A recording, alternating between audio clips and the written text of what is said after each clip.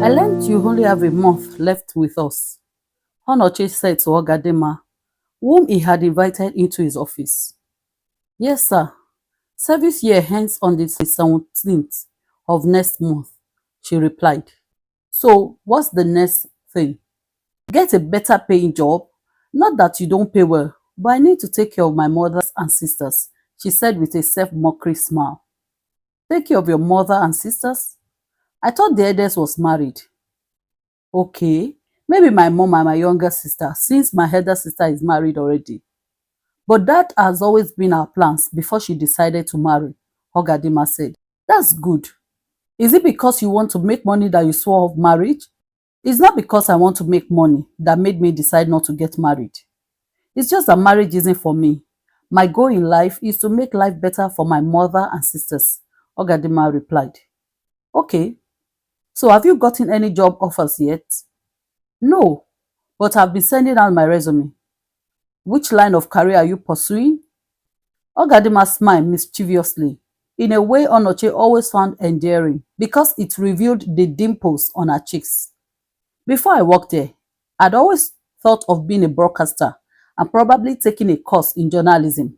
But now I know I'm going to be a marketer or be in public relations.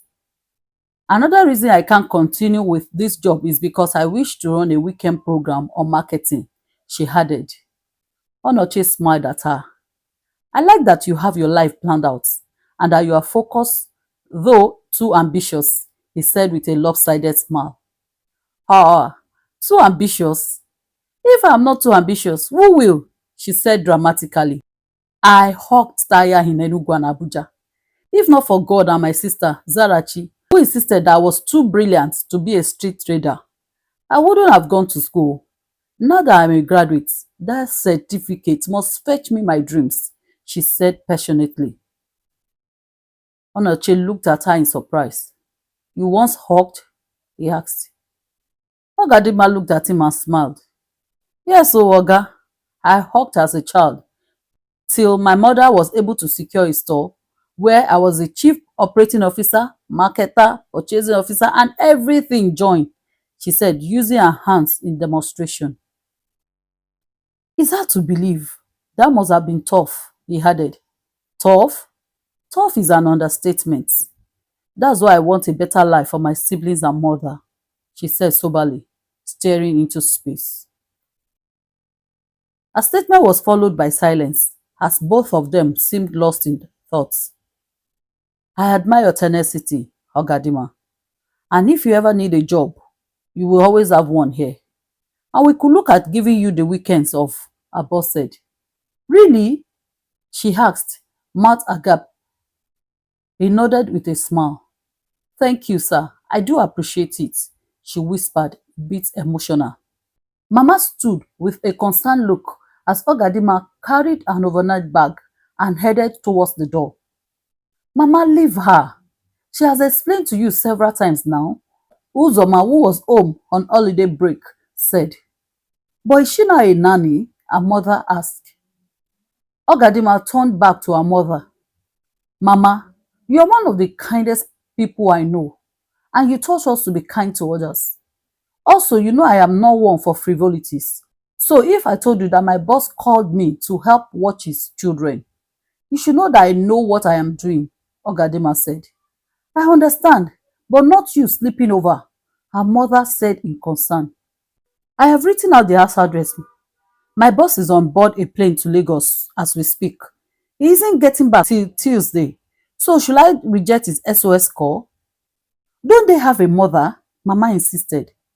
Mama, is there anyone that doesn't have a mother? Uzoma asked. Dima, I better go and meet those children, Biko, Uzoma said, turning to her elder sister. Ogadima made to leave, but she turned back and walked to her mother. Mama, I don't know why you are worried, but I will be fine. Uzoma is here with you, so you won't be lonely. Let me go. I will call once I get there. Ogadima quickly left. She had been surprised when her boss called her some 30 minutes ago. He had sounded uncharacteristically breathless and agitated. Ogadima, I know this is not part of your job description, and I'm sorry to be crossing boundaries, but you are the only one I can trust to handle this situation. Biko, he has sounded almost teary. Ogadima, who was lying down, quickly sat up in fright. What's the matter, sir? If there's anything within my power to help out, I will do it. He went on to explain how his children's nanny had left some months ago, though he had arranged to get a replacement, but that hadn't worked out. Then today, he had received a call for an impromptu business meeting in Lagos and had agreed with a family friend to come and take the twins to their house. But on his way to the airport, the friends had called that they couldn't again because they had a family emergency and wouldn't be at home throughout the weekend. And there she was, on her way to Canterbury Extension. When she got to the house, the gate man opened the gate and said he had been expecting her. Ogadima almost burst into tears as she entered one of the sitting rooms downstairs and saw the 4 years old cuddled together on a seat, watching a Cartoon Network show. Auntie Ogadima! They shouted immediately they saw her, running the short distance to be wrapped in her arms. Her name was almost a mouthful for them, and they would visibly muddle it all up, but the love they had for her was evident. How are you? She asked, rubbing their head as she put her bag down.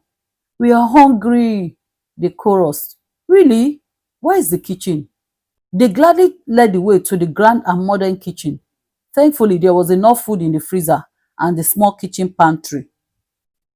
Some 30 minutes later, she had placed of yam and scrambled eggs before the children on the kitchen island. By the time she retrieved her phone from her bag, she had already missed calls from Mama and her boss. She called her mother and apologized for not calling earlier, explaining that she needed to fix a meal for the children. Then she called her boss. Ogadima, thank you. I called Sam and he told me you had gotten to my house, Onochie said after they exchanged pleasantries. I am sorry, the children were hungry and I was making them dinner, she explained. I am grateful, Ogadima. You may not know how much, but I want you to know that I appreciate it. The driver will be around on Monday to take them to school. I have sent some money to your account in case you need to get anything. Thanks so much, Mr. Wachuku said. They ended the call, but not before he spoke with his children. Ogadima's mouth was wide open when she saw the amount he sent. Even if she was staying for a month and there was no food in the house, they wouldn't finish spending all the money. After dinner, she showed the children how to wash their plates, using a small stool to increase their height, and each person did their dishes. They ended up having more water on the kitchen floor than in the sink, but the children were excited at performing such a task. They wanted to continue watching the TV, but she led them to have their showers and change into their nightwear. She prayed with them after reading the Bible to them, and then asked them to go to their rooms. I don't like to sleep alone, Deborah said. Me too, Danny added. Do you sleep together? She asked in confusion. No, they echoed. So how do you sleep? She asked, already exhausted. We watch cartoons and we'll sleep in the chair. Daddy or Auntie Hobby will take us to our rooms, Deborah, the more outspoken, said in a tiny voice. Ogadima muttered, scratching her head in thought. So you will watch TV and sleep off while watching? She asked, and they both nodded. You will now be carried to your room, she asked again, and they nodded again. I see, she said, nodding. They beamed at her, and her resolve almost failed. Giving them a fake smile, she stood in between them, held their shoulders, and led them to the doors of their room. Well, ladies and gentlemen, the show is over. To your tents, O Israel, she said. They grumbled, cried as she opened the doors to their rooms and ushered them in. Okay, I will leave the door open and will stay by your door till you sleep, but you can't watch TV again tonight. After much pleading, crying and bargaining, they grumbly went to lie on their beds. Ogadima sang songs to keep them company from where she sat in front of the rooms. Eventually, the warm hands of sleep enveloped them both. Ogadima stretched tiredly. It had been a long day, and she couldn't wait to also lie down and sleep. But where do I sleep in this big house? She thought. She noticed that there was a room downstairs by the staircase, but she didn't want to leave the children all alone upstairs. She moved to Deborah's room and had a bath before sleeping on the couch in the private lounge upstairs so that she could be close to them. By the time the children woke up, she had showered and had set the table for breakfast. She called her boss to inform him that she would be going to her home church with his children. He wanted to call his driver to come and take them, but Ogadima refused, saying they would rather take a Uber. The children were excited about going to our church and obediently did as instructed because Ogadima told them they would stay at home if they didn't hurry up.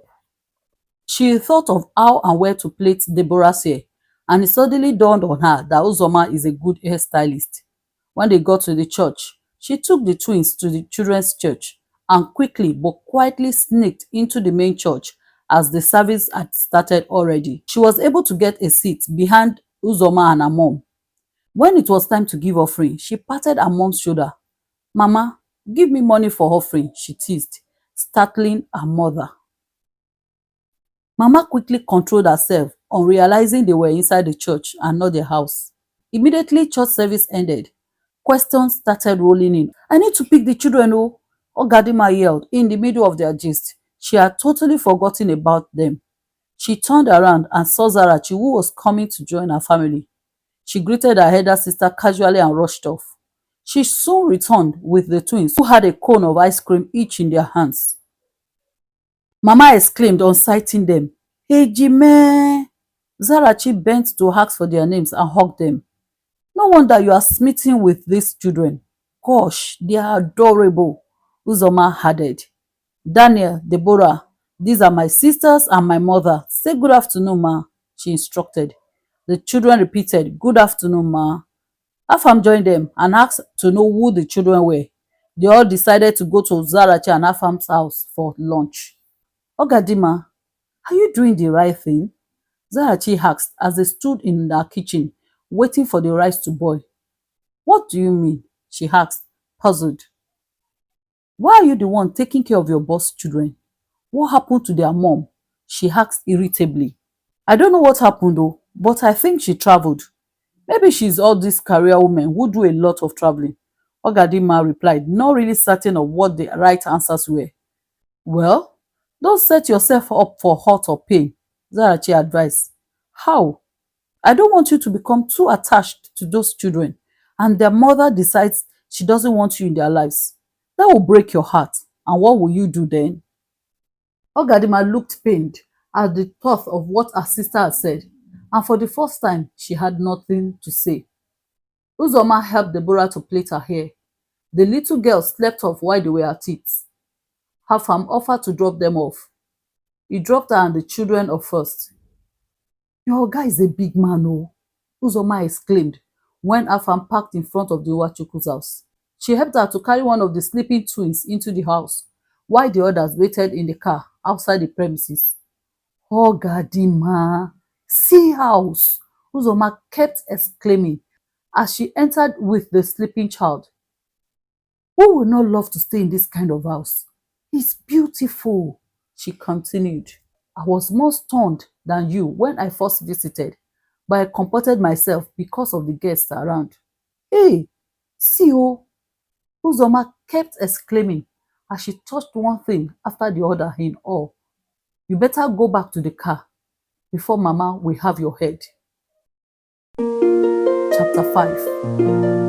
The remaining 2 days weren't easy for Ogadima as she needed to prepare the children for school, drop them off. Even when her boss said it was okay for only the driver to do the school runs, she still insisted on doing it with him. She always tried to get to work before the resumption time, though she had asked for permission to close earlier than her normal closing hours.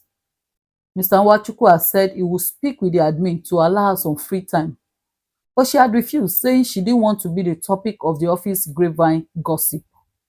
She had also refused the driver to pick her at work. She would rather go to the children's school by means of public transport. As she made to leave work on Tuesday, she met George on the staircase. "Hi, Ogadima. You have been scarce, oh. What's up now?" I am good. Yes, I've been busy of late. Some private business have kept me quite busy. Hmm. By private business, do you mean a guy? He asked with a mischievous twinkle in his eyes. Ogadima rolled her eyes in exasperation. Why do people always assume that everything must be about man-woman relationships? Ogadima asked. What is life without the man-woman relationship? George asked with a crooked smile. Well, my own private business isn't about a guy. Fine girl like you. He asked, using his eyes to roam her body. Ogadima sighed. George, I need to go. See you around, she said. Wait now. Since there's no guy, can we go out for a drink? Ogadima looked at George intently. Sorry, I don't do drinks with guys, she replied curtly and turned to descend. But not before George asked, Are you gay? Ogadima, who had descended 2 steps and was about to take the third one, stood stock still. Gay? She asked with eyes that could murder. If you don't do guys, you obviously do girls, he replied cheekily. Ogadima gave him an evil side-eyed look, eased before turning away and descending the remaining steps of the staircase. They had just finished their homework when the dogs started barking. A vehicle had driven into the compound. Daddy is back! The twins exclaimed as they leaped off the couch and headed towards the hallway. You both should take it easy, Ogadima called as she followed behind them in easy strides. The twins were right. They ran to their dad, who had already bent, ready to sweep them into his arms, his briefcase abandoned beside him. Laughing and teasing them, the twins giggled uncontrollably in his arms. Ogadima looked longingly at the open show of affection between her boss and his children. She hadn't experienced this, and she was almost tempted to think that all men may not necessarily be scum. Well, Afam isn't, dropped in her heart. She grudgingly agreed, because it was obvious that Afam loved and cared for Zarachi deeply.